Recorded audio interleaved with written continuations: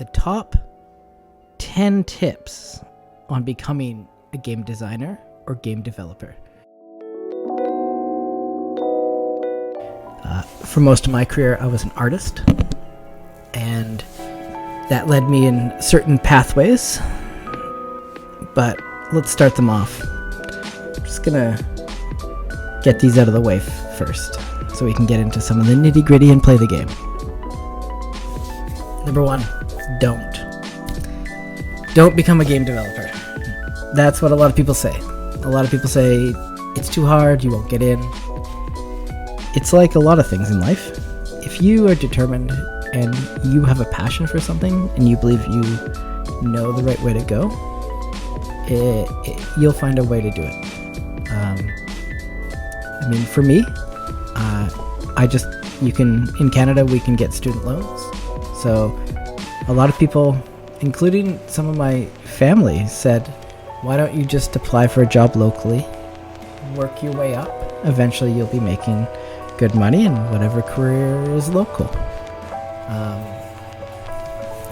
It's kind of a throwaway one, because when I say number one is don't, I really mean is if you are deterred by that, then it's probably not for you.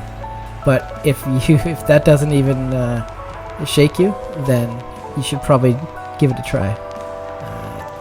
I know lots of people go to school to become to work in games or movies or visual effects or anything, and they realize it's a lot harder than they thought, but it's really rewarding. Number two, be open to criticism. You are always, even I think Notch, was it Notch? No, Notch is from Minecraft. The guy that made the game where it's like an indie game where the whole screen flips and rotates in the indie game movie.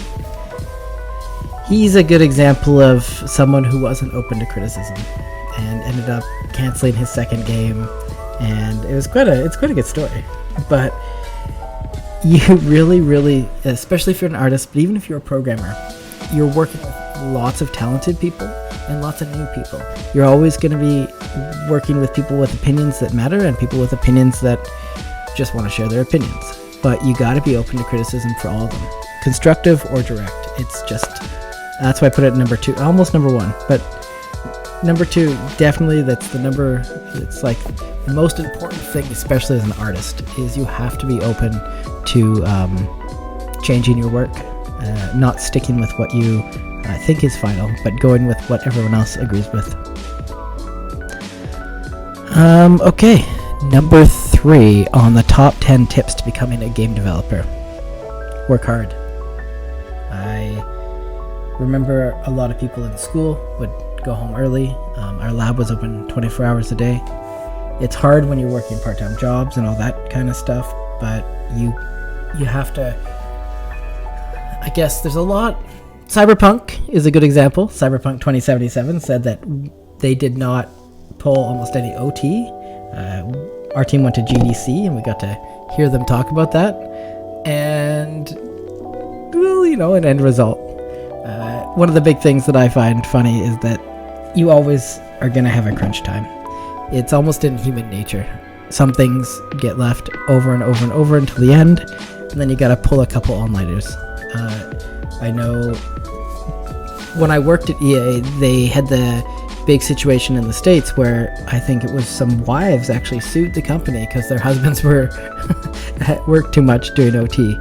And I saw a few relationships be split apart because you put your passion into something, even if it's something you may not have invented, but you're working on a team, on a product that is almost so close to being finished that you really, you got to have that determination to get that job, your task, and find other tasks to get done especially in game development, especially if you have a small team.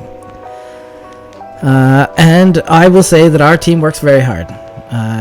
There's only 3 of us developers, 2 concept artists, and then I'd say Danny is the fire extinguisher, putting out, making sure everything works when everything breaks.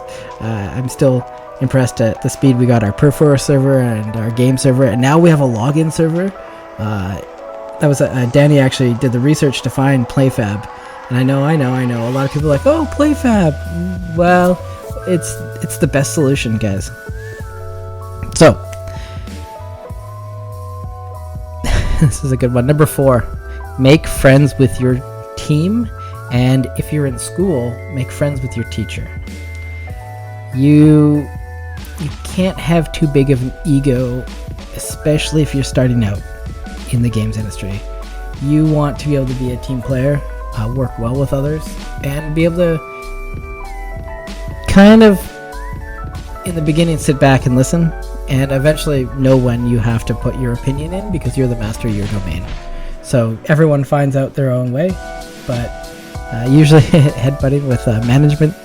But you really, really, really need to be friends with your team. You also, if you're in school, be friends with your teacher. Most of your teachers are your ticket to the industry. Number 5,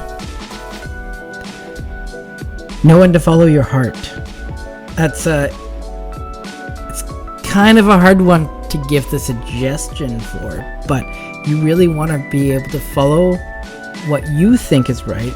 Use your intuition, because when you've done this, and even when you've gone through school, you've been tailored to think a certain way.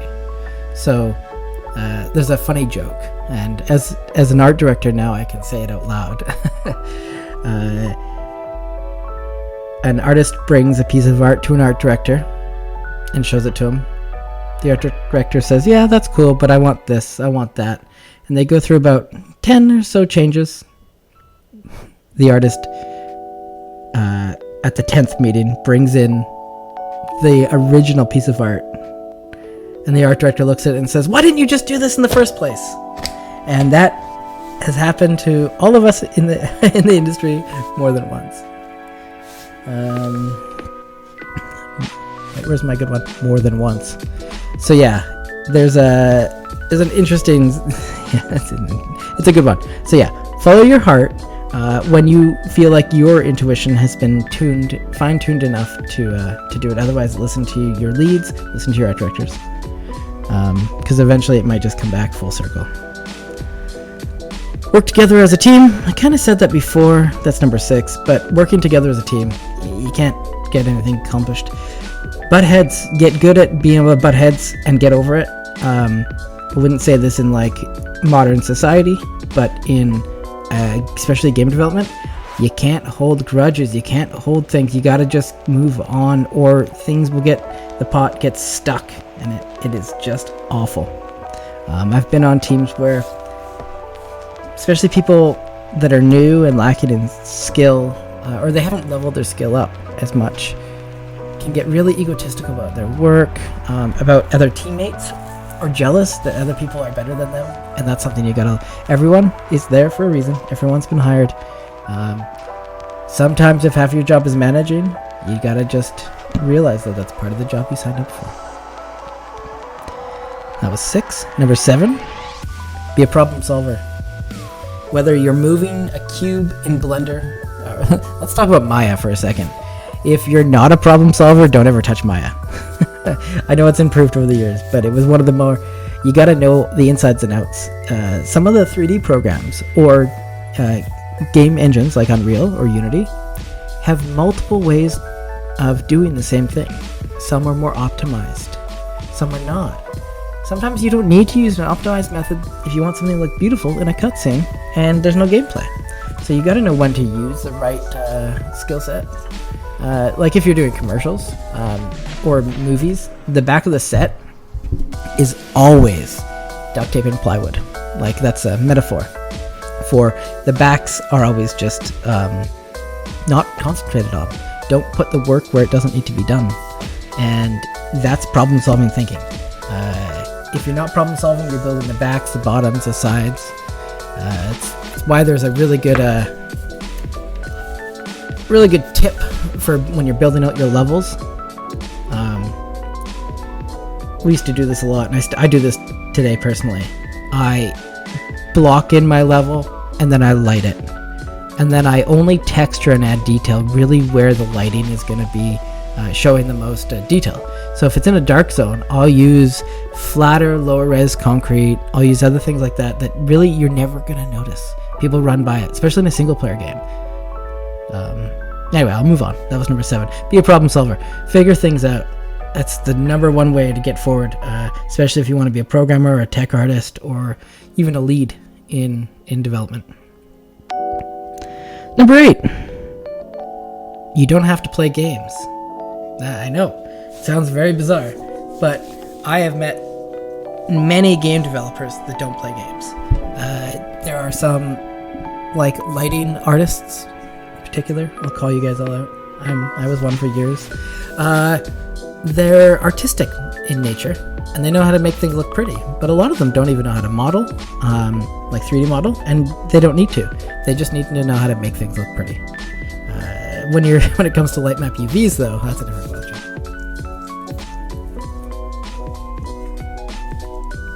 Let's just pause for 1 second while I read the comments.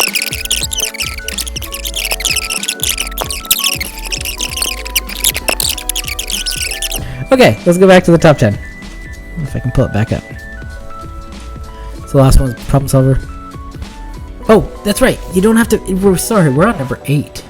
You don't have to play games. So, lots of people don't play games.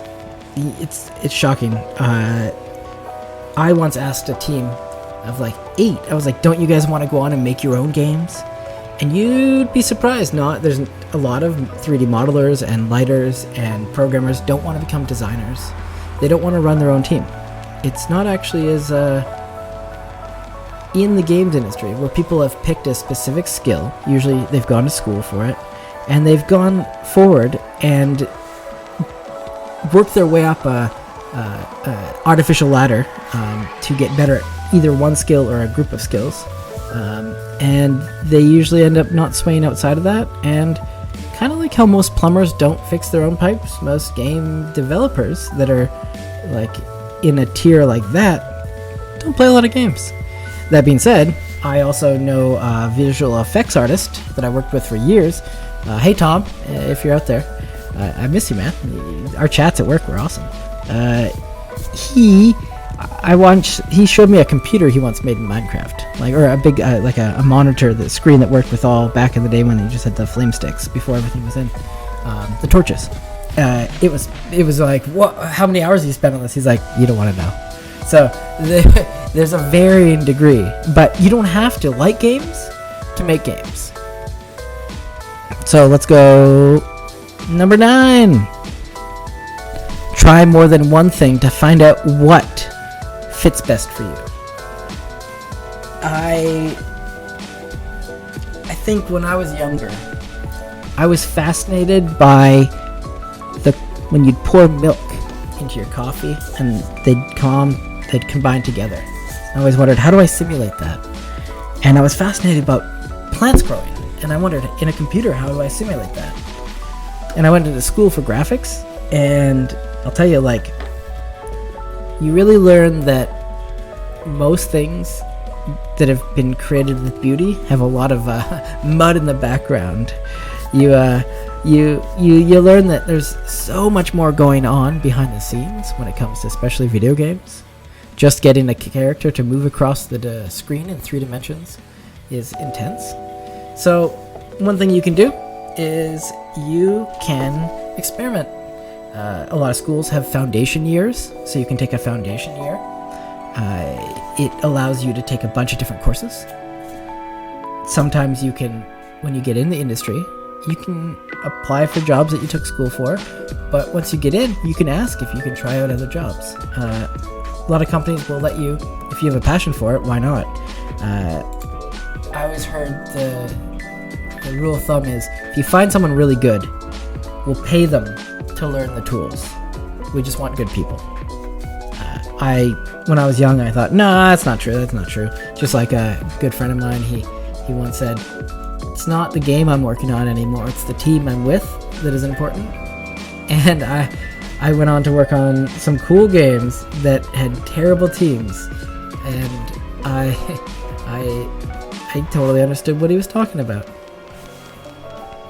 not terrible. Just like when a team doesn't sync up, it's like a bunch of cooks in a kitchen, all stumbling over each other, hitting dishes. Like we use something called perforce, and when you submit stuff, sometimes you're submitting over other people's work. People that aren't careful really can jam up the system. Jam it up.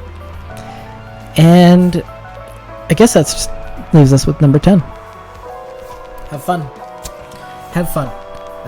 If you're getting into any job, I'd say that is also a passion or a hobby, you got to remember to have fun, or you got to remember that this is a lucky position to be in, to be able to do your passion and to make a living doing it. That's something that I know people lose track of. Climbing the ladder of the corporate triangle, the pyramid of dissatisfaction. It is really, really, really hard to get people to remember that. Hey, 10 viewers, whoever just came in. We just finished the top 10 tips and tricks to becoming a game developer.